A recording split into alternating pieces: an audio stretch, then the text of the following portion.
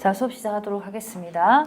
저는 여기 1개월 완성 정규반 문법 강의를 담당하고 있는 설미연입니다. 반갑습니다. 문법도 그래요. 내가 이런 문제를 예전에도 많이 풀어본 것 같은데 이 문제가 왜 틀리지? 이런 게 굉장히 많거든요.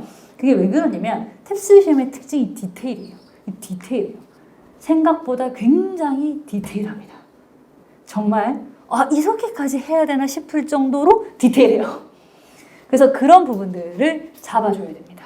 시험에서 이 정도까지 디테일하게 되니까 우리가 이 정도까지 공부를 합시다. 이게 제일 중요해요. 자, 그러면 여러분들 영어 문장이 어떻게 구성이 되어 있냐? 일단 여러분들 영어 문장은 아무리 없는 살림이어도 주어 동사는 있습니다. 그리고 그 주어 동사가 있을 때 이 동사의 종류에 따라서 목적어가 나오거나 보어가 나올 수 있어요. 뭐 동사가 예를 들어 타동사다. 그럼 이제 목적어가 나오고요. 그다음에 동사가 뭐 예를 들어 이형식 동사다 하면 보어가 나오고 이러거든요. 그래서 두 개 다 나오는 경우도 있습니다. 실제로 5형식 같은 경우는 두 개 다 나오죠. 그다음에 여러분들 이 주어, 동사, 목적어, 보어 이 네 개를 뭐라고 부르냐면 문장의 주요 성분이라고 부릅니다. 그럼 이 넷을 뺀 나머지를 이제 뭐라고 부르냐면 수식어 거품이라고 부릅니다. 근데 여러분 사실 이 내용 자체가 중요한 것도 있지만 사실 우리한테 더 중요한 건 뭐냐면 이게 시험에 어떻게 나오냐는 거죠. 그렇잖아요. 이거 내용 자체를 아는 게 그것도 중요하지만 이게 결국은 탭스 시험에서 어떤 식으로 문제를 구현되냐 이게 중요한 거거든요. 그럼 일단은 하나씩 차근차근 한번 살펴보도록 하겠습니다. 이 주어 같은 경우에는 뭐가 탭스 시험에 출제가 되냐? 주어는 탭스 시험에 출제될 때 주어 자리를 비워놓고 이 자리에 뭐가 들어갑니까? A 명사, B 부사, C 형용사. 그렇게는 출제가 거의 되지 않습니다. 그거는 탭스보다는 토익 스타일이 그래요. 토익 시험 스타일이 그렇고요. 탭스 같은 경우 그러면 어떻게 출제가 되냐? 일단 여러분들 그 얘기를 하기 전에 주어 자리에 들어갈 수 있는 품사는 명사입니다. 그리고 명사 역할을 할 수 있는 거는요. 명사, 대명사, 동명사, 그다음에 부정사, 그다음에 명사, 절이라고 되어 있는데요. 그럼 절은 뭐가 절이냐면 문장이 절이에요. 그러니까 명사절이라는 것은 문장인데 명사 역할을 하는 것이란 뜻이거든요. 그래서 이게 들어가는데 실제로 탭스 시험에서 주어 자리를 비워놓는 문제는 있습니다. 있고 근데 답이 명사나 대명사 이런 건 거의 없어요. 그럼 탭스 시험에서 주어 자리가 비어있을 때 답으로 들어가는 건 뭐냐? 거의 100% 동명사라고 생각하시면 돼요. 탭스는 주어를 출제할 때 동명사밖에 거의 출제를 하지 않습니다. 그래서 주어 자리를 비워놓고 동명사가 들어간다. 그래서 보기가 동명사, 그다음에 뭐 분사 이런 식으로 이제 보기 구성이 돼 있어요. 아니면 투부정사. 그러니까 투부정사 이론상으로 들어는 갈 수 있는데 사실 동명사가 보기에 있으면 동명사가 무조건 답이 되거든요. 그래서 어떻게 생각하시면 되냐면 탭스에서 주어 자리가 비어 있다. 그럼 보기에서 동명사를 고르면 무조건 답이에요. 그렇게 생각하시면 됩니다. 그래서 주어 자리에 뭐가 출제가 된다? 주어 자리에 들어갈 수 있는 동명사가 출제가 된다. 자, 그럼 동사는 뭐가 출제가 됩니까? 동사는 뭐가 출제가 되는 게 문제가 아니라 어느 정도로 많이 나오냐가 문제인데요. 여러분 모든 영어 문법 시험은 동사가 절반 정도 출제가 돼요. 그러니까 문법 같은 경우에는 30문제거든요. 근데 그 30문제 중에서 한 절반, 10몇 문제가 다 동사에서 나와요. 그러면 동사가 어디 한두 개겠어요, 내용이? 그걸 다 할 수가 없는 거예요. 그럼 다 할 수가 없고 어떻게 해야 되냐면 끊어서 여러 챕터에 걸쳐서 공부를 해야 돼요. 자, 그런데 우리는 지금 여기서 전반적인 것만 보는 거예요. 전반적으로 이러한 게 이제 아셔야 됩니다. 근데 자, 보세요, 여러분들. 물론 이제 자세히 할 거예요. 자세히 할 건데 지금은 전체적인 그림만 보는 건데 보기를 보세요. 동사죠. 동사입니다. 동사예요. 근데 얘는 동사가 아니에요. 이렇게 되면 하나라도 만약에 동사가 아닌 게 섞여 있다? 그럼 뭘 하셔야 되냐면 반드시 빈칸 자리가 동사인지를 확인하셔야 돼요. 근데 이게 동사인지 어떻게 확인하냐면 빈칸을 기준으로 앞에 있는 단어 3개에서 4개 정도를 보셔야 됩니다. 그래서 in case가 있죠. 이게 접속사입니다. 그러면 in case는. 그 다음에 it은 주어예요. 그 다음에 이거 이제 동사고. 그래서 in case 접속사, it 주어. 그러니까 뭐냐면 접속사 뒤에 주어가 있으면 그 다음 무조건 동사예요. 접속사만 있으면 동사가 아닐 수도 있어요. 하지만 접속사 주어까지 있는데 그 다음 상황에 동사가 나오지 않는다? 그런 경우는 없습니다. 그러니까 여러분 무조건 접속사 주어 줬으면 그 다음 동사예요. 그럼 동사 아닌 거 지우세요. 근데 탭스는 동사가 아닌 걸 넣을 때도 최대한 동사랑 비슷하게 생긴 걸 넣습니다. 그러니까 그러니까 명사, 부사 이런 걸 넣는 게 아니라 최대한 동사랑 비슷하게 생긴 동명사, 투부정사, 뭐 PP 이렇게 준동사 형태를 넣는다라고 생각하시면 돼요. 일단 이건 지우고 나머지 세 개는 전부 다 동사잖아요. 여러분들 이렇게 문제가 나오거나 아니면 네 개가 처음부터 다 동사일 수도 있어요. 그러면 여러분들은 반드시 순서대로 뭘 따지셔야 되냐면 수태, 시제를 따지셔야 됩니다. 오늘 배운 것 중에 이거 하나만 남아도 큽니다. 여러분 모든 동사 문제 풀이 순서는 수태, 시제입니다. 이건 탭스만 그런 게 아니에요. 토익, 탭스, 뭐 편익, 공무원, 문법에 관련된 시험에서 동사 문제를 풀 때는 순서가 항상 수, 태, 시제예요. 그러니까 수가 뭐죠, 여러분들? 단복수 따지는 거죠. 이거 이시 지금 단수죠. 단수니까 이거 지우세요. 레이는 지우시고요. 태는 따질 필요 없어요. 지금 다 수동태가 보기에 없고 능동으로 통일되어 있으니까 그럼 시제만 따지면 되는데 시제는 보시면 여기 뭐가 있냐면 tomorrow가 있어요. 그럼 미래인데 보기에 미래가 없죠. 여러분들 자 미래가 답인 것 같은데 보기에 미래가 없으면 보통 현재 계열이 대신 답으로 들어가요. 현재 진행, 현재 이런 거. 보기에 현재도 없으니까 일단 과거는 아니고 현재가 답으로 들어가는데 자 이 문제는 한 가지 더 하셔야 될 게 설사 보기에 미래가 있어도 답은 현재입니다. 이유는 뭐냐면 인케이스가 나름 어디에 속하냐면 시간 조건 부사절에서 조건 부사절에 속합니다. 시간 조건 부사절에서 조건 부사절에 속하기 때문에 이게 시간 조건 부사절은 나중에 뭐 할 때 배우냐면 여러분들 시제할 때 따로 배웁니다. 시간 조건 부사절에서는 반드시 현재가 미래를 대신하게 돼 있거든요. 그래서 여기에 설사 미래가 있어도 현재가 반드시 대신해야 되는 상황이기 때문에 B가 정답으로 들어가는 거죠. 이 문제는 그렇게 어렵지 않아요. 이 문제를 왜 이걸 풀었냐면 동사 문제를 어떻게 푸는지 보여주려고. 그러니까 동사 자리 판단하고 수태 시제. 오늘 다른 건 다 필요 없어요. 수태 시제. 수태 시제죠. 여러분들 거의 연인의 이름이라 생각하고 수태 시제예요. 수태 시제입니다. 자, 그다음에 주어가 있고 동사 있네요. 그러면 동사 다음에 이제 뭘 해야 되냐면 목적어랑 보호를 해야 돼요. 근데 여러분들 목적어는 여러분들 목적어를 찾으라고 하면 다 찾죠. 자, 그는 he likes 좋아한다, music 음악 뭐 다 찾아요. 이 중에서 목적어는 뭐예요, 여러분들? 적어놨잖아 여기. 근데 찾기는 다 찾는데 막상 목적어가 뭡니까? 라고 물어보면 뭔지 잘 몰라요. 목적어는 여러분들 뭐냐면 동사의 대상이에요. 그러니까 봐봐. 그는 주어예요. 좋아한다. 동사죠. 무엇을? 뭘 좋아하는데 그래서 네가 좋아하는 대상이 뭔데? 이게 뭐예요? 음악이죠. 나는 hate 미워한다. 탭스를 탭스 너무 미워요. 내 인생의 걸림돌이야. 내가 너무 공감하시는 거 아니에요, 여러분들? 나 깜짝 놀랐네. 하지만 이해합니다. 자, 나 미워. 근데 미워한 대상이 누구야? 탭스야. 너무 어려워. 이렇게. 그러니까 동사의 대상이 되는 게 목적어인데 그대로 생각하죠.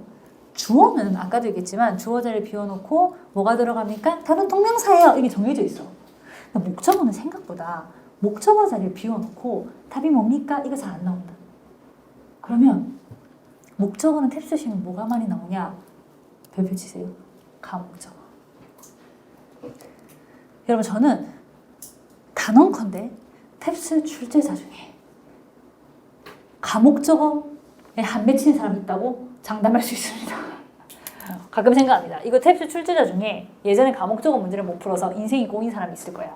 그렇지 않으면 이렇게 많은 문제가 나올 수가 없어. 가목적어 문제가 정말 탭스 시험에 많이 나오거든요. 근데 이제 많이 나온다만 알면 뭐합니까? 그걸 풀어야지. 자, 가목적어는 일단 여러분들 딱 생김새가 가목적, 가주어랑 비슷하죠. 근데 가주어가 뭐죠? 영어 단어로? 아니 가주어를 영어로 번역하는 게 아니라 가주어가 it이잖아요. it. 그거예요. 가주어가 it인 것처럼 가목적어도 it입니다. 근데 언제 가목적어로 쓰냐? 그걸 알아야 되는데 여러분 가목적어는 이런 상황이 됐습니다. 그냥 막 쓰는 게 아니에요. 주어가 있고요. 동사가 있고요. 목적어가 있고 목적 보호가 있어요. 이때 여기 말고요. 이 자리. 목적어 자리죠. 그러니까 그냥 목적어는 안 되고 뭐여야 되냐면 반드시 오형식이어야 됩니다. 여러분들. 오형식. 오형식에서 목적어 자리에 이 자리에 투부정사가 들어가거나 혹은 명사절 중에 대절 있죠. 대절. 대절이 들어간다. 그러면 이거를 이 자리에 그대로 쓰면 안 돼요. 그럼 어떻게 해야 되냐면 이걸 뒤로 보내야 됩니다. 제일 뒤로. 그러면 원래 내가 투부정사가 목적어 자리에 있다가 내 옆에 목적보호가 있었는데 난 뒤로 밀려났어요. 그러니까 비워버리잖아 자리가. 그럼 어떻게 되냐. 그 빈자리에 쓰는 게 뭐냐면 가목적어이신 거예요. 아, 그렇구나. 근데 예문을 보면 조금 더 이해가 잘 되거든요. 자, 보세요, 여러분들. 이 부분이 지금 투부정사죠. 얘가 원래 여기 있던 거예요. 그래서 얘가 지금 뒤로 밀려나고 그 자리에 뭐가 들어간 거예요? it. 마찬가지입니다, 여러분들. 여기 보시면 대절이죠, 대절. 이렇게. 얘도 보면 여기 있던 거예요. 뒤로 밀려나고 이 자리에 뭐예요? it. 이렇게. 아, 그렇구나. 그렇네. 근데 문제는 여러분들, 이걸 내가 안다고 해서 문제가 슝슝슝슝 풀리면 좋을 텐데 또 그렇진 않아요. 그러면 이 가목적어 관련된 문제를 풀려면 일단 몇 가지 확인사항이 있습니다. 첫 번째는 여러분들, 5형식에서 가목적어를 쓰려면 동사가 5형식 동사라고 다 되는 게 아니에요. 예를 들어서 5형식 동사 compare, 5형식 동사 force 이런 거는 가목적어 못 써요. 그러면 뭐 여기서 예를 들어 5형식 동사 cause 이런 거 가목적어 못 씁니다. 그러면 가목적어를 쓸 수 있는 동사가 요 여러 개가 있는데 그 중에서 탭스 시험에서 나오는 거는 보통 요 5개 중에 하나거든요. 그래서 일단 이 동사를 반드시 기억하고 있어야 돼요. 왜? 이 동사가 보여야 가목적어니까. 그 알아봐야 될 거 아니에요, 문제를. 그래서 동사가 이제 뭐냐면 일단은 think하고 believe가 있어요. 이런 문법 공부할 때 think랑 believe는 그냥 영혼의 쌍둥이라고 생각하시면 됩니다. 무조건 같이 가요. think 가면 believe 가는 거고 believe 가면 think 가는 거고 그 다음에 think, believe가 쌍둥이면 얘들 동생쯤 되는 게 find예요. 그래서 find, think, believe가 문법적으로 묶여있는 경우가 굉장히 많아요. 성질이 비슷한 거죠. 그 다음에 이 삼총사 말고 또 추가로 가목적으로 쓰는 동사가 make하고 consider입니다. 근데 뭐 이 정도는 뭐 이거 따로 외울 것도 없잖아요. 다 아는 단어니까. 그래서 이 5개 단어 중에 하나가 탭스 시험지에서 보였을 때 뭐가 나온다? 가목적어가 나온다. 그 다음에 여러분들 어떻게 출제되냐 그걸 또 알아야죠. 그래야 또 문제를 알아보거든요. 여러분 탭스 시험에서 문제 알아보려면 어떻게 나오는지 미리 알고 가야 돼요. 안 그러면 못 알아봐요. 자, 여러분들 첫 번째는 it을 빈칸으로 만듭니다. 은근히 이거 나옵니다, 여러분들. it을 빈칸으로 만들어서 보기를 이렇게 만들어요. A, it, B, this, C, that. 아, 선생님 그런 거를 뭐 눈 감고 눈 뜨고 틀리던데요. 눈 뜨고 틀리던데요. 눈 감고 맞추는 게 아니라 눈 뜨고 틀리던데요. 그래서 일단은 저 it을 고르는 게 나온다. 첫 번째. it을 고르는 게 나오고요. 두 번째는 여러분들 뭐가 나오냐. 이제 여기 더 많이 나오긴 하는데 한 여기서부터 한 이 정도까지 뭐 빈칸의 길이는 조금 달라질 수 있는데 한 이 정도까지 뭐를 출제하냐면 어순 문제를 출제합니다.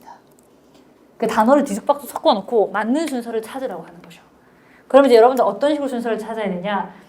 일단 가목적어 it이 제일 앞에 있고 그 다음에 목적 보호가 될 수 있는 형용사가 뒤에 나오고 그 다음에 이제 이렇게 투부정사나 대절이 뒤에 나오는 걸 찾으면 되는데 요거는 여러분들 살짝 문제를 조금 쉽게 풀 수 있는 방법이 있긴 있거든요. 그래서 그거는 제가 나중에 문제를 풀면서 추가로 설명드릴게요. 그래서 지금 여러분들은 뭘 알고 계시면 되냐면 가목적어를 만드는 동사가 5형식 중에 이 5개고 it을 고르는 문제가 시험에 나오고 그 다음에 이렇게 빈칸 만들어서 어순 문제가 출제된다. 이걸 알고 있어야 돼요. 그러니까 우리가 이 수업을 하면서 무슨 내용을 아는 것도 중요하지만 이 내용이 어떤 식으로 시험에서 구현되는지 출제되는지를 같이 아는 게 중요합니다. 자, 그러면 이거 이제 목적어였잖아요. 그럼 이제 보어는 여러분들 원래 정확한 명칭이 뭐냐면 보충어입니다. 보충어.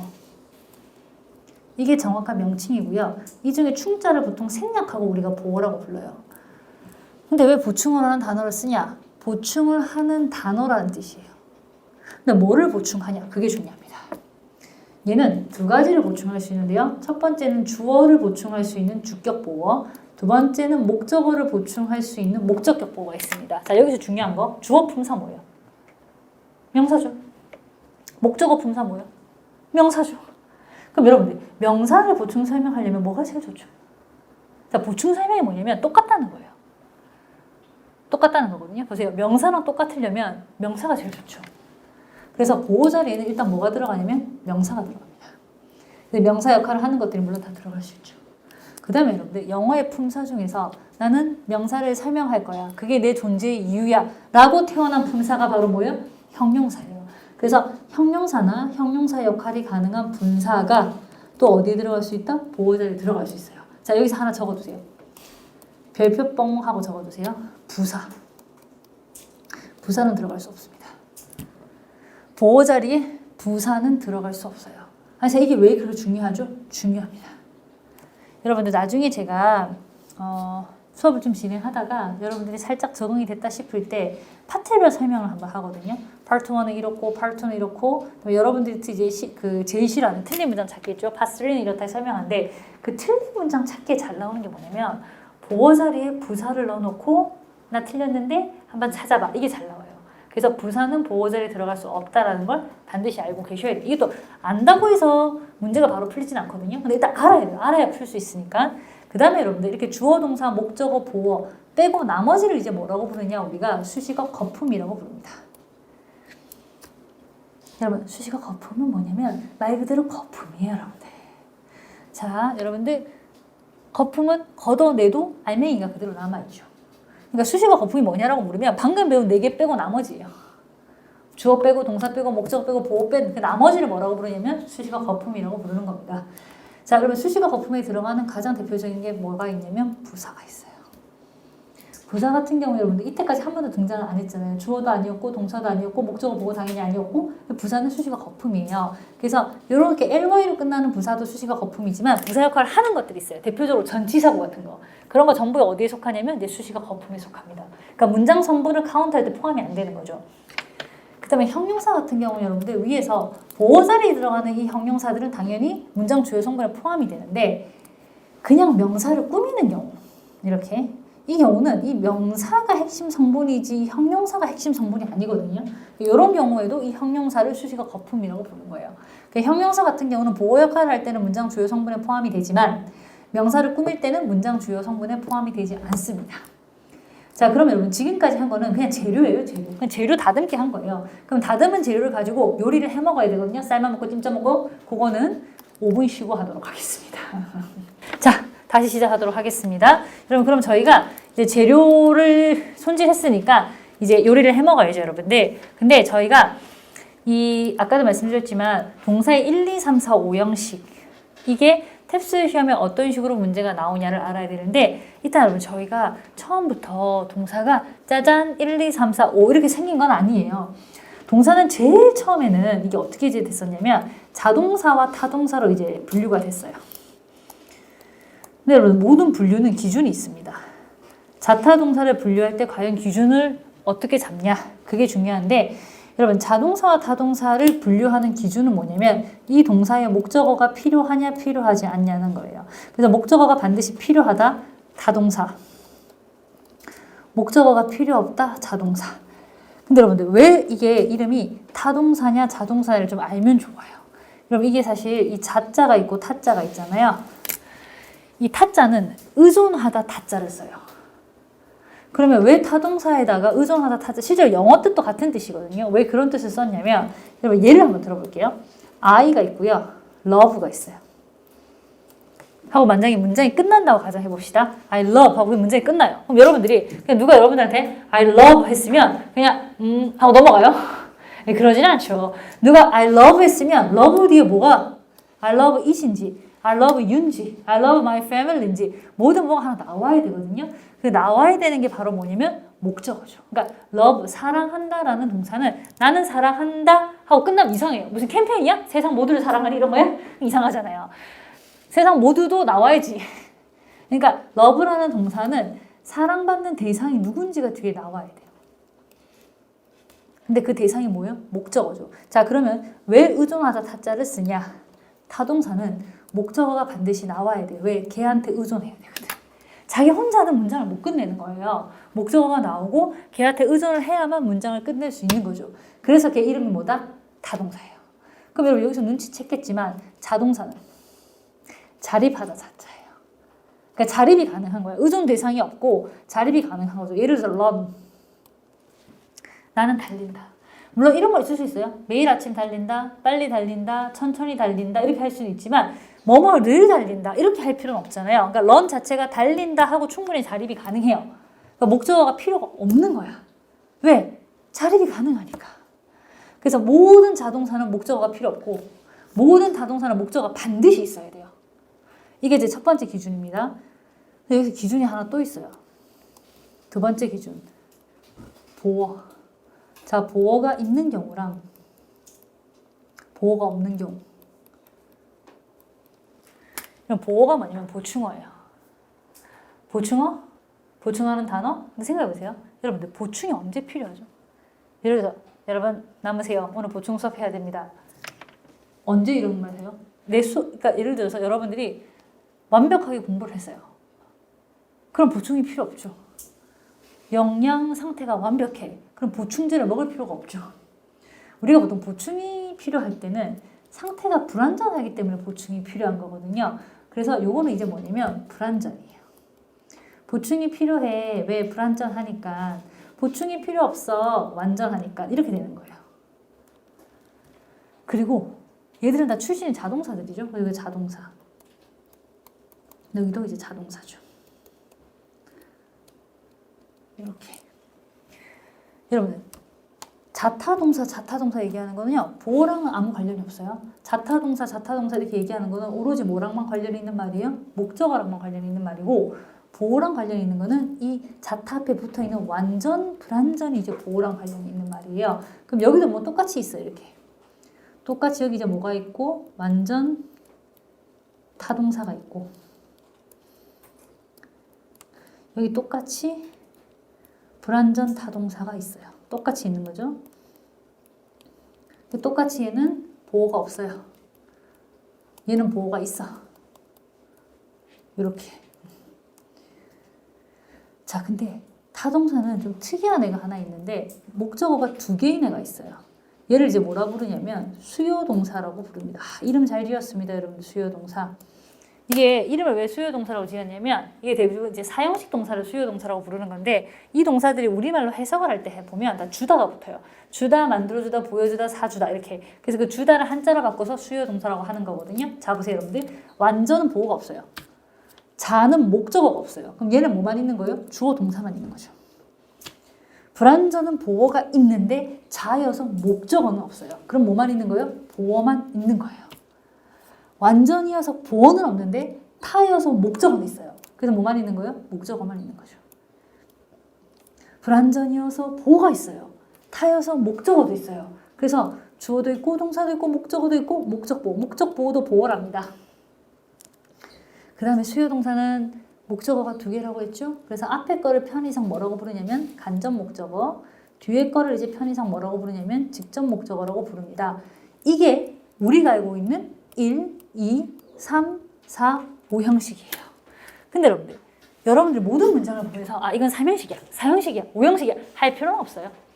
그리고 탭스 시험에서 이 용어를 직접적으로 쓰지는 않습니다. 뭐 3형식이니 5형식이니. 그런데 문제를 어떻게 내냐면 딱 문제를 봤을 때 이 동사가 4형식으로 쓰인다 혹은 4형식으로 쓰이지 못한다, 이걸 모르면 문제를 못 풀게 돼요. 그러니까 이걸 알아야 풀 수 있게 되는 거예요. 자, 그러면 이게 이제 여러분들이 전체적으로 아, 문장의 5형식이다를 알고 나면 이걸 가지고 처음에 탭스 시험에서 제일 많이 물어보는 게 뭐냐? 그거는 첫 번째는 뭐냐면 자타 동사를 엄청 물어봅니다. 최근 시험에서도 여러 번 물어봤어요. 어떤 특정 동사를 딱 던져주고 자동사냐 타동사냐 이렇게 물어보는 거죠. 두 번째는 이 1, 2, 3, 4, 5형식 중에서 탭스 시험에 유난히 잘 나오는 문장이 있습니다. 바로 4형식과 5형식입니다. 4형식은 뭐를 많이 출제하냐면 순서 문제를 엄청 출제합니다. 탭스 어순 문제에 출제되려고 4형식이 생긴 게 아닌가 라는 생각을 할 정도로 많이 출제가 되고요. 5형식 같은 경우는 이제 순서 문제를 출제한다기보다는 목적 보호를 고르라고 하는 문제, 그런 걸 출제를 많이 하거든요. 그래서 요걸 이제 구체적으로 디테일하게 배울 거예요. 이게 많이 나온다, 아까도 얘기했지만 많이 나온다 아니면 뭐합니까? 문제를 풀 수 있어야지. 자, 첫 번째, 자타 동사를 물어보는데 그냥 생각해보세요. 여러분들, 탭스 시험에서 동사 4개 딱 주고 A, B, C, D 다음 중 타동사가 아닌 것은 이런 걸 안 냅니다. 그렇죠? 그럼 당연히 안 내요. 그럼 어떻게 시험을 내냐? 여러분, 시험을 낼 때는 직접적으로 자동사니 타동사니라는 용어를 쓸 수는 없어요. 그럼 어떻게 하냐면, 자, 여러분들 예를 한번 들어보도록 하겠습니다. 자, hear, 듣다, 목적어 자리에 me를 써요. 그럼 듣다라는 동사 다음에 사람이 나오면 그 사람의 말을 듣는 거거든요. hear me 하면 야, 내 말 좀 들어라 뜻이에요. 괜찮아요. 근데 여러분들 listen me. 딱 들어도 이상하죠. 아, 이건 아닌 것 같은데. 이거 아니죠. 왜냐면 똑같이 듣다긴 한데요. 타동사고 자동사예요. 근데 여러분들 제가 여러분들하고 이제 문법 공부를 굉장히 오랫동안 탭스를 해봤는데 공통적으로 많이 나온 질문이 있어요. 선생님 도대체 가산불가산은 어떻게 합니까? 그거 다 제가 알려드립니다. 어떻게 하면 되는지. 심지어 나중에 찍는 방법까지 알려줘요. 걱정 안 하셔도 돼요. 근데 자타동사 이게 참 골때리죠. 왜냐면 자타동사가 자타동사로 안 끝나고 이게 수동태로 연결되고 또 분사로 연결이 돼요. 그러다 보니까 여러분 항상 이 자타동사 좀 스트레스를 받아요. 여러분들 자타동사 쌤, 왜 저는 자타동사를 잘 모르겠어요. 시험에 나오는 거는. 근데 여러분 이거를 들어보면 여러분들이 굉장히 당연한 얘기를 하고 있어요. 왜냐면 출제자가 출제를 할 때 여러분들이 다 알만한 건 처음부터 출제를 안 해요. 출제자는 딱 봐도 아 이거 헷갈리겠네. 아 이거는 학생들이 공부 안 하면 모르겠다. 이걸 골라서 내지. 누가 봐도 자동사 같고 누가 봐도 타동사 같은 거 출제 잘 안 합니다. 그러니까 기본적으로 출제자는 자타동사 출제할 때 헷갈릴 만한 것만 골라서 출제를 해요. 그 다음에 그럼 우리는 어떻게 공부해? 계속 헷갈리고 있을 수는 없잖아요. 우리는 의외로 시험 칠 때 나오는 자타동사가 정해져 있어요. 의외로. 그래서 여러분들이 이제 정규반 같은 거 다 듣고 가면 진짜 배운 게 나오네? 이렇게 생각하긴 해요. 그러면 출제자가 무슨 기준으로 출제를 하냐를 알아야 되거든요. 여러분 출제자는 아까 처음부터 헷갈릴 만한 걸 출제한다고 했죠. 근데 보통 어떤 게 헷갈리냐면 아까 run 이런 건 잘 안 헷갈려요. 왜? 뜻만 들어도 달린다, 끝나는데 이렇게 느껴지잖아요. 그러니까 이런 거지. 뜻은 똑같은데 하나는 자동사고 하나는 타동사인 거예요. 그래서 얘는 타동사이기 때문에 전치사 없이 목적어가 바로 오는데 얘는 자동사여서 목적어가 못 오는 거죠. 그럼 어떻게 하냐? listen만 쓰거나 아니면 부사 같은 걸 많이 써요. listen carefully 이런 거 많이 들어봤죠? 근데 굳이 목적어를 쓰고 싶으면 영어에서 목적어를 가질 수 있는 존재가 두 가지가 있어요. 첫 번째가 타동사. 근데 listen은 거기서 이미 글렀어요. 자기가 태어나기를 자동사로 태어났기 때문에 아무리 억울해도 할 수 없어. 두 번째, 전치사가 있어요. 그래서 listen은 타동사로 태어나는 건 글렀지만 누구를 데리고 오냐면 전치사를 데리고 와요. 전치사를 데리고 와서 중간에 to를 딱 써서 listen to me 하면 이게 뭐가 되는 거예요? 맞는 문장이 되는 거지.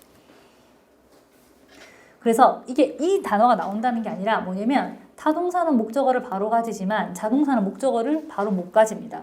중간에 뭘 써야 돼요? 전치사를 써야 되죠. 그러면 이 전치사의 힘으로 뭐가 나오냐? 목적어가 나와요. 자, 출제는 전치사가 있냐 없냐를 물어봅니다. 이 동사 옆에 전치사가 있는 게 맞냐 없는 게 맞냐 이걸 물어보거든요. 그리고 가끔씩 어떤 전치사가 들어가냐까지 물어봅니다. 우리 이제 그걸 알아야 되는 거지. 근데 아까도 얘기했지만 의외로 시험은 정해진 게 나온다 했죠. 그러면 출제자가 출제하는 기준이 뭐냐면 이런 거예요. 뜻이 똑같은데 얘는 자동사고 얘는 타동사구나. 아니면 자 일단 그거부터 한번 예를 들어볼게요. 근데 answer 대답하다 타동사입니다. 그래서 여기 뭐가 붙으면 안 되냐면 to가 붙으면 안 돼요. to가 붙으면 안 되고 answer to 하면 틀린 겁니다.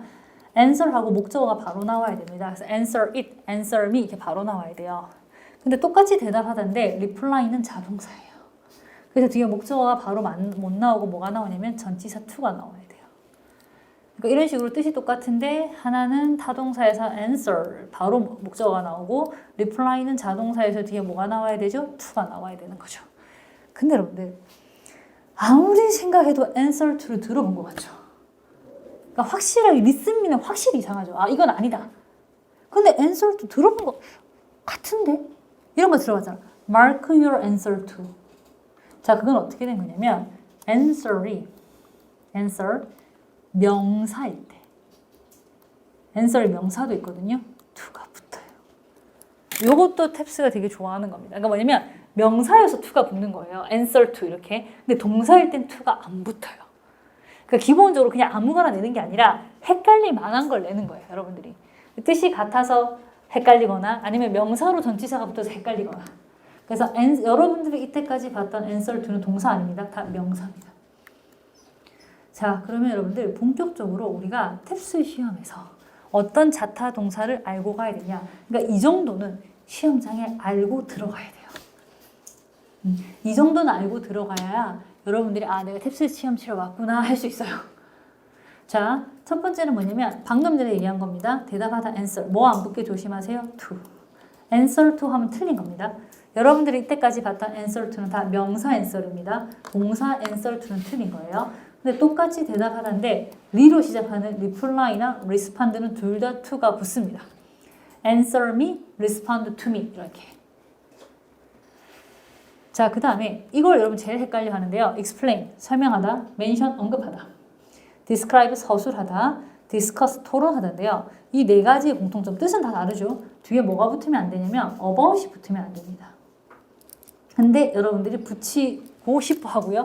붙어 있는 걸 보면 맞다고 생각해요. 왜냐면 해석이 되게 자연스러워요. 나는 그것에 대해 설명했다. I explain about it. 오, 뭐가 문제지? 이러고 넘어가요. 문제가 있죠.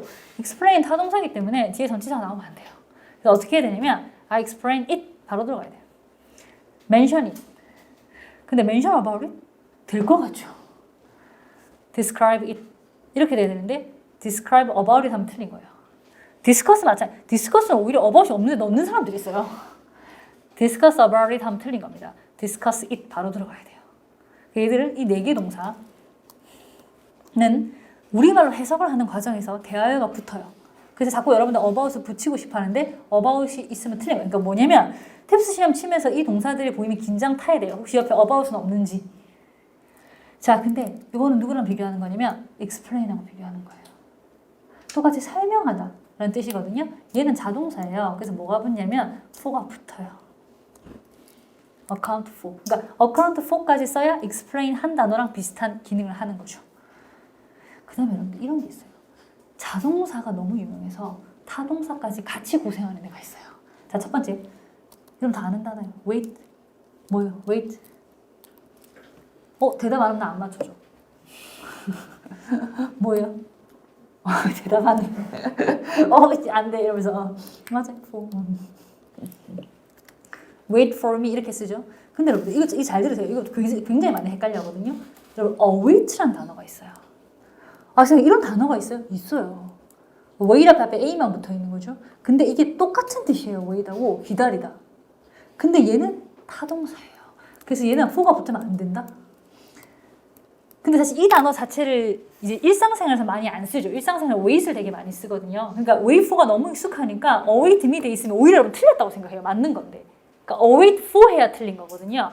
이게 또 시험을 칠 때 실제로 기출 문제를 보면 wait하고 await가 섞여 있어요.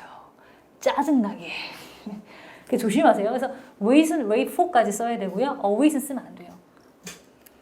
조심하세요. 그 다음에 이것도 자주 등장하는 건데 도착하다는 arrive at을 보통 쓰죠.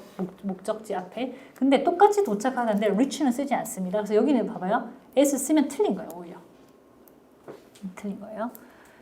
그 다음에 아까 얘기한 거 hear me, I heard it 이게 바로 오지만 listen 같은 경우 뭐가 오게 되죠? to가 오게 되죠. 여러분 근데 보면 이 to 붙는 애들이 특징이 있어요. to 붙는 애들이 특징이 보통 뭐냐면 상대방이 있어야 성립하는 동사들. 예를 들어서 들을 때는 누가 말을 해줘야 되잖아요. 대답할 때는 누가 물어봐야 되잖아요. 이런 동사들이 보통 to가 붙어요. 그럼 생각해보세요. 듣는 게 to면 말하는 것도 to지. 말하려면 누가 들어줘야 될 거 아니에요. 그래서 speak to me, talk to me. 이렇게. 근데 말하다 중에 뭐가 있냐면 tell 있죠, tell. tell은 뒤에 to가 붙으면 안 됩니다. tell to me. 딱 이상하잖아. tell me. 이렇게 돼가죠. 그래서 이 자타 동사 기출 문제 중에서 출제된 문제들 중에서 가장 많이 언급된 단어는 tell입니다. 그러니까 탭스 시험에서 자타 동사를 출제하면서 역대 가장 많이 시험 문제에 등장했던 건 tell이에요. tell. tell은 tell me가 돼야지 tell to me가 되면 안 되는데 선생님 너무 쉬운데 이런 건 다 맞출 것 같은데 못 맞춰요 여러분들. 희한하게 시험장 가면 알던 것도 헷갈리고 그러니까 he told to me 하면 너무 자연스럽게 보여요. 조심하셔야 됩니다. 진짜 이게 내가 어려운 거 틀리는 거는 억울하지라도 않지. 이런 거 틀리면 진짜 밤에 잠이 안 옵니다. tell은 절대로 옆에 to가 붙으면 안 됩니다. tell은 어떤 to도 옆에 못 붙어요. 전치사 to, 부정사 to, 그 어떤 to도 tell 옆에 바로는 못 붙습니다. 그래서 tell to 하면 무조건 틀린 거예요. 무조건. 요것도 참 많이 틀리는데 oppose 있죠. 이게 반대하다는 뜻이거든요. 근데 자꾸 여러분들이 어떻게 하냐면 to를 자꾸 붙이고 싶어요. oppose to 이렇게 붙으면 안 돼요. 안 돼요. oppose to 붙이면 안 됩니다. 근데 이게 왜 자꾸 여러분 to를 붙이고 싶어 하냐면 두 가지 이유가 있습니다. 첫 번째는 똑같은 뜻을 가진 자동사 중에 object는 to가 붙습니다. 아무래도 생각해보세요. 반대도 상대방이 있어야 하잖아요. 나 혼자 반대할 수는 없잖아요. 그 다음에 하나 더 있어요. 실제로 opposed to가 있어요. 이게 타동사다 보니까 뭘 할 수 있냐면 수동태를 만들 수가 있어요. 그럼 수동태를 만들었을 때 be opposed to가 돼요. 근데 공교롭게도 제가 뜻이 반대되다가 아니라 반대하다예요. 여러분 이게 수동이라고 해서 무조건 수동 해석으로 바뀌는 게 아니라 수동임에도 불구하고 해석은 능동이랑 비슷한 것들이 꽤 많아요. opposed도 그 중에 하나고요. 능동으로 oppose를 쓰나 수동으로 be opposed를 쓰나 뜻은 비슷해요. 근데 여러분 실제로 여러분들 독해 지문이나 실제로 영어를 쓸 때 뭐를 많이 보냐고 하면 수동태를 압도적으로 많이 봐요. be opposed. 그러니까 뭐냐면 여러분들 머릿속에 여러분도 모르게 opposed의 흔적이 남아있는 거예요. 근데 앞에 뭐는 사라져 있고 비동사는 사라져 있고. 그러니까 앞에 비동사가 있고 opposed to에서 수동태로 쓰는 건 괜찮은데 능동태로 opposed to를 쓰면 안 돼요. 조심하세요. 자, 그 다음에 여러분들 이거는 얘가 타동사가 많이 나온다기보다는 자동사가 많이 나오는데요. 여러분 규칙이나 규정이나 이런 걸 따르다 할 때 많이 쓰는 게 뭐가 있냐면 adhere 불러보세요. to 그렇죠. 잘 나옵니다. 그 다음에 비슷한 단어는 뭐가 있냐면 comply with가 있습니다. 이것도 출제된 적이 있습니다. 그래서 adhere to, comply with 이런 것들이 전치사가 이제 빠지면 안 되는 거예요. 근데 잠깐만요, 여러분들. 타동사랑 비교되는 건 아니고 자동사 자체적으로도 시험에 잘 나오는 게 있어요. 첫 번째는 뭐냐면 consist of 이거 이게 해석이 뭐뭐로 구성되다거든요. 근데 이거 이제 consist 하면 of가 빠지면 틀린 거예요. 그 다음에 여러분들 누구누구에게 내가 I'm sorry 사과하는 거 있죠. 그게 뭐지 영어로? 사과하다. 그죠. apologize.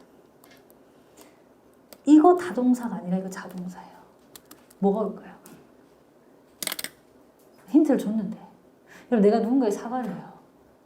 그럼 누군가 받아줘야 될 거 아니야? 그렇죠. to가 옵니다. He apologized to me.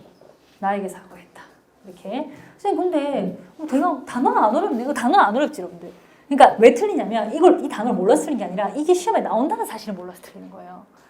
이게 탭스 시험에 나온대. 그러니까 신경을 써야겠다. 근데 문제는 시험 문제를 봐야지. 어떤 식으로 이게 우리가 탭스 시험을 쳤을 때 문제를 풀어야 되느냐. 뒷페이지로 넘겨보세요.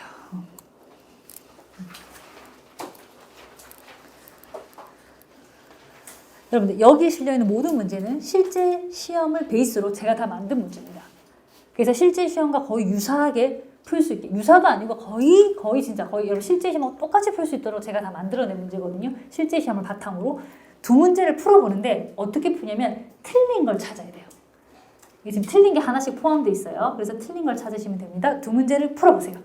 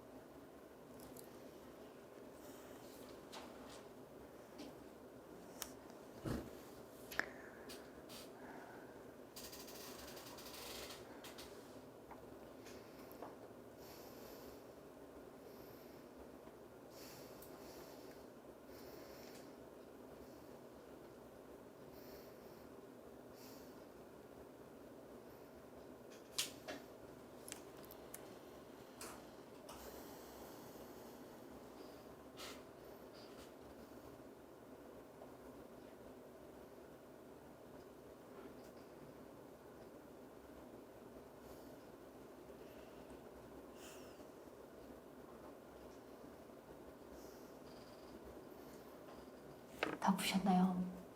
여러분 다 풀면서 느끼는 게 풀리네?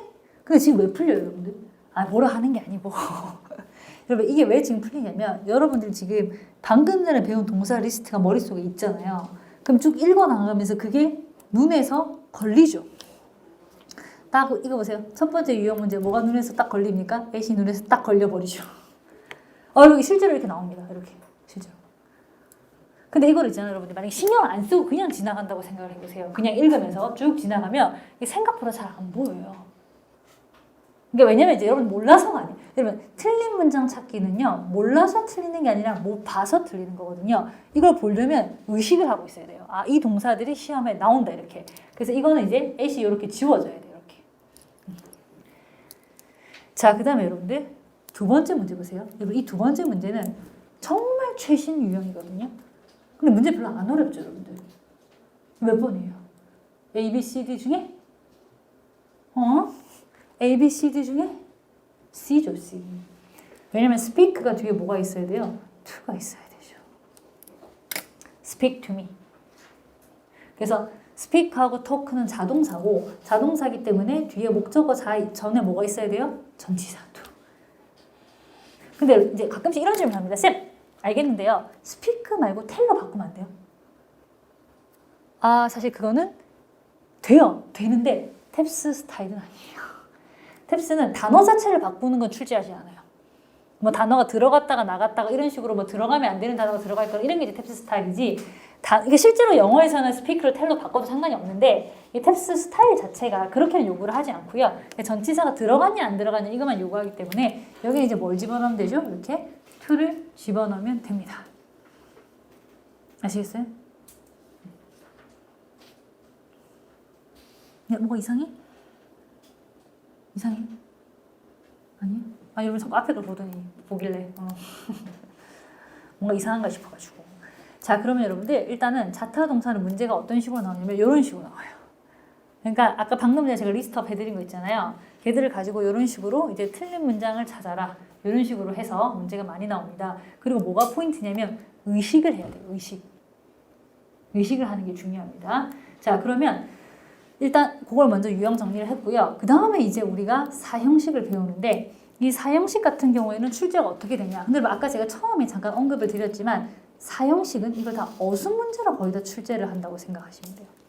어순 문제가 뭐냐면 보기가 길고 단어의 순서를 맞추는 게 어순 문제거든요. 그러면 사형식이 탭스 시험에서 순서 문제로 출제가 되면 그 문제를 푸는 키워드, 포인트가 있어야 돼요. 그 포인트가 뭐냐면 자 보세요. 사형식은 순서가 다 똑같습니다. 주어, 동사, 그 다음에 간접 목적어, 직접 목적어인데 여기서 이제 우리가 문제 풀이를 할 때 반드시 하나 아셔야 될 게 있어요. 여러분 이 사형식 순서 문제의 핵심은 뭐냐면 간접 목적어가 직접 목적어보다 먼저 나온다. 이게 핵심이거든요. 근데 이 문제를 풀 때 그냥 맨날 말로 간접 목적어, 직접 목적어 백날 해봤자 헷갈리기만 하고요. 핵심은 뭐냐면 간접 목적어에 해당하는 게 사람이고 직접 목적어에 해당하는 게 사물이라는 게 핵심이에요. 그러니까 이 문제가 아무리 사형식 문제가 어렵게 나와도 사람이 사물보다 먼저 나온다. 이 포인트만 딱 잡고 있으면 문제가 풀려요. 그래서 사형식 어순 문제의 핵심은 뭐냐면 간접 목적어가 직접 목적어보다 먼저 나오는 건데 그거를 쉽게 풀어서 설명을 하면 사형식은 항상 간접 목적어가 사람이고요. 항상 직접 목적어가 사물이에요. 그러니까 실제로 사람, 사물 이런 건 거의 없다고 보시면 돼요. 항상 간접이 사람이고 직접이 사물인데 사람에 해당하는 간접 목적어가 사물에 해당하는 직접 목적어보다 먼저 나온다. 이 포인트만 잡고 있으면 사형식 어순 문제는 다 풀려요. 근데 이제 문제는 사형식을 평범하게 냈을 때는 다 풀리는데 이게 또 그런 탭스가 아니죠.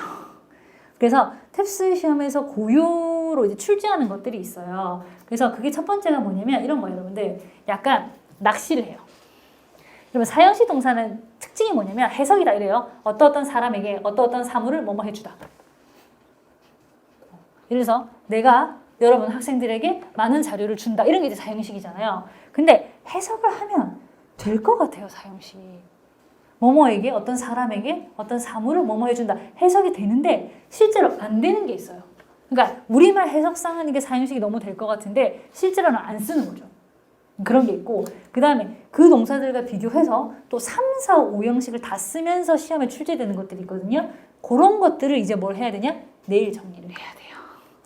그래서 일단 오늘 배운 내용은 여러분들이 정말 중요한 게 뭐냐면 아까 처음에 동사 수태 시제랑 그다음에 가목적어, 그다음에 요 자타 동사 여기 중요했고요. 그다음에 내일 우리가 배울 내용들은 이제 4형식, 5형식, 그다음에 실제로 이 내용들이 시험 문제로 어떻게 구현이 되냐 그걸 풀어볼 건데 여러분들 내일은 반드시 주교재가 필요합니다. 오늘은 첫날이라서 제가 주교제를 거의 안 썼잖아요. 내일은 이제 주교제가 반드시 필요한데 여러분 오늘도 주교제에 있는 문제를 제가 한 문제 정도를 풀어보려고 하거든요. 자, 잠깐 보도록 하겠습니다, 여러분들. 여러분들 주교제 없으신 분들은 안 펼쳐도 되고요. 주교제 있으신 분들만 살짝 펼쳐주시면 되는데 제가 페이지를 말씀드리도록 하겠습니다. 저희 주교제입니다. 주교제 선생님 교재 말고요.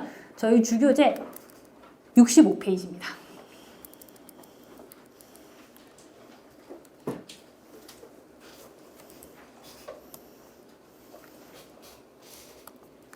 자, 저희 주교제 65페이지고요. 번호는 몇 번이냐면 16번이에요. 그러면 쌤 이거 나머지 문제들은요? 내일 할 겁니다. 오늘 일단 16번만 먼저 할 건데 교재가 없으신 분들을 위해서 제가 이렇게 화면을 크게 띄워드릴 테니까 일단 한번 풀어보세요.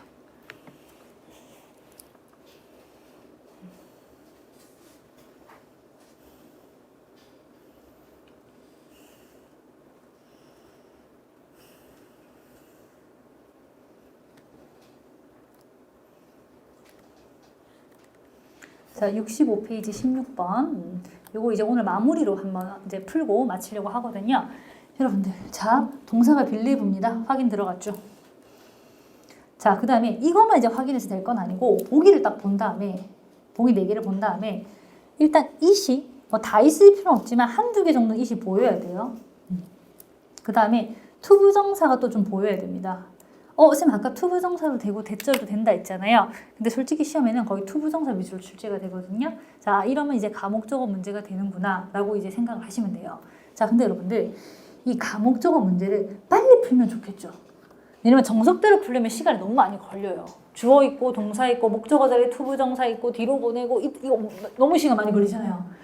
근데 탭스 같은 경우에는 그렇게 시간을 한도 끝도 없이 쓸 수 있는 시험이 아니란 말이죠. 그래서 가목적어 문제를 어떻게 풀면 좀 빨리 풀 수 있을까? 첫 번째, 일단 여러분들이 가목적어 문제는 확신이 있어야 돼요. 그러니까 확신을 가지려면 보기 구성하고 동사를 봐야 돼요. 동사가 아까 제가 얘기한 5개 중에 하나여야 되고 보기에 it, to 부정사는 게 이제 섞여서 보여야 되거든요. 그러면 이걸 확신을 가졌어요. 자, 그럼 이제 어떻게 하냐? 일단은 모르겠고 A, B, C, D를 딱 보고 공통으로 들어가 있는 형용사를 찾으세요. 자, 요거 이대로 하면 어떤 과목적어 문제도 다 풀려요. 찾았죠? 두 번째, 이 공통으로 들어가 있는 형용사를 찾고 나면 그 형용사 앞에 it이 있는 걸 찾습니다. 뒤에 안 돼요. 앞이어야 돼요. 답이 하나밖에 없네. 근데 여기서 한 가지 조심하셔야 될 게 있는데요. 아무리 보기가 하나만 남아있어도 반드시 다음 단계를 하셔야 돼요.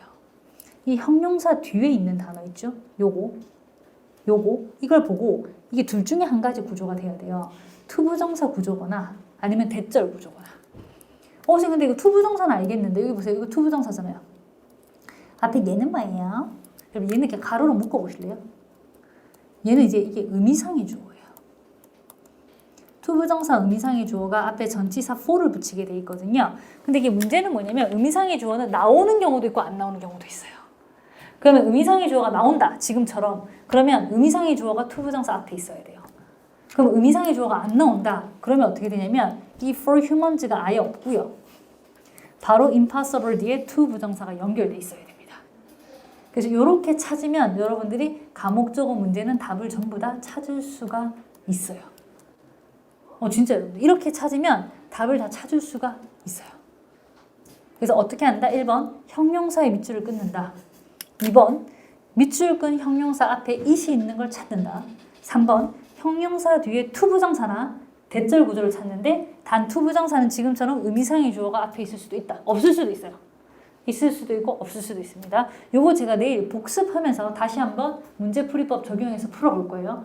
다시 형용사 밑줄 앞에 it, 뒤에 to 부정사나 대절. 이걸 기억하세요. 이거 별거 아닌 것 같아도 이대로 집어넣으면 답 다 나옵니다. 아시겠죠? 자, 그러면 여러분들 내일은 요 내용을 마무리를 하고요. 그 다음에 또 본격적으로 복습까지나 그 다음에 데이 3부터 시험 치게 되는 시험을 어떻게 칠 건지 자세히 설명드리도록 하겠습니다. 자, 첫날 수고 많으셨습니다. 수고하셨습니다. 점수 잡는 Hackers.